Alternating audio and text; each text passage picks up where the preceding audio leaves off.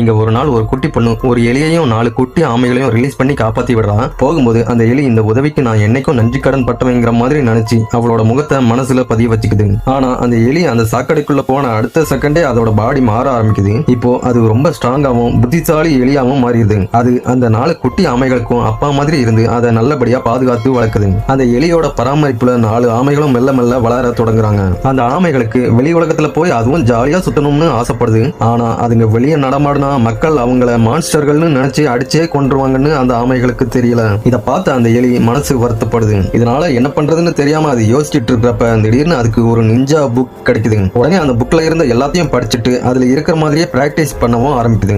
20 வருஷம் கடுமையா பிராக்டிஸ் பண்ணதுக்கு அப்புறம் அந்த எலி ஒரு பவர்ஃபுல்லான நிஞ்சாவா மாறுது. அதுக்கப்புறம் அது கத்துக்கிட்ட எல்லா மார்ஷியல் ஆர்ட்ஸையும் அந்த ஆமைகளுக்கும் கத்துக் கொடுக்குது. அன்னையில இருந்து டெய்லி அந்த 4 ஆமைகளும் நைட் டைம்ல சிட்டிக்குள்ள போயிட்டு சிட்டியை ஃபுல்லா பாதுகாக்க ஆரம்பிக்குது. அதே டைம்ல அந்த ஆமைகளை காப்பாத்தின அந்த குட்டி பொண்ணு அண்ணா இப்போ வளர்ந்து ஒரு ரிப்போர்ட்டரா மாறிடுறான். அப்படி இருக்கப்ப ஒரு நாள் நைட்டு கொள்ளக்காரங்க மெட்ரோ ஸ்டேஷனுக்குள்ள புகுந்து அங்க இருந்த நிறைய பேரை பிணை கைதிகளா பிடிச்சிடுறாங்க. அதுல அந்த பொண்ணு அண்ணாவும் இருக்கிறான். அவ ஒரு ரிப்போர்ட்டரா இருந்ததால அவங்கள போட்டோ எடுக்க ட்ரை பண்றான். ஆனா அதுல ஒருத்தி அவ போட்டோ எடுக்கிறத பாத்துறான். உடனே அவளை கண்ணால ஷூட் பண்ண போறான். அந்த டைம்ல சடனா லைட்ஸ் எல்லாம் ஆஃப் ஆகுது. அப்போ யாரோ சில பேர் அந்த கொள்ளக்காரங்க எல்லாரையும் போட்டு பொளந்து எடுக்க ஆரம்பிக்காங்க. அந்த கொள்ளக்காரங்க எல்லாரையும் அடிச்சு போட்டுட்டு அங்க இருந்து மர்மமான முறையில மறைஞ்சு போயிடுறாங்க. அண்ணா அங்க நடந்த எல்லாத்தையும் பார்த்திருப்பான். ஆனா யாரு காப்பாத்துறாங்கன்னு தெரிஞ்சுக்கிறதுக்காக வேகமா அவங்கள ஃபாலோ பண்ணி போறான். அவ அங்க இருந்த ஒரு ரூஃப் டாப்ல அவங்க 4 பேரையும் பாக்குறான். உடனே அவங்கள போட்டோ எடுக்கிறான். ஆனா பிளாஷ ஆஃப் பண்ண மறந்துருப்பான். உடனே அவ ஆபத்துன்னு உணர்ந்து அங்க இருந்து எஸ்கேப் ஆக ட்ரை பண்றான். ஆனா சடனா ஒரு பெரிய இரும்பு சங்கிலி எங்க இருந்தோ வந்து அவளை மேலே இழுக்குது.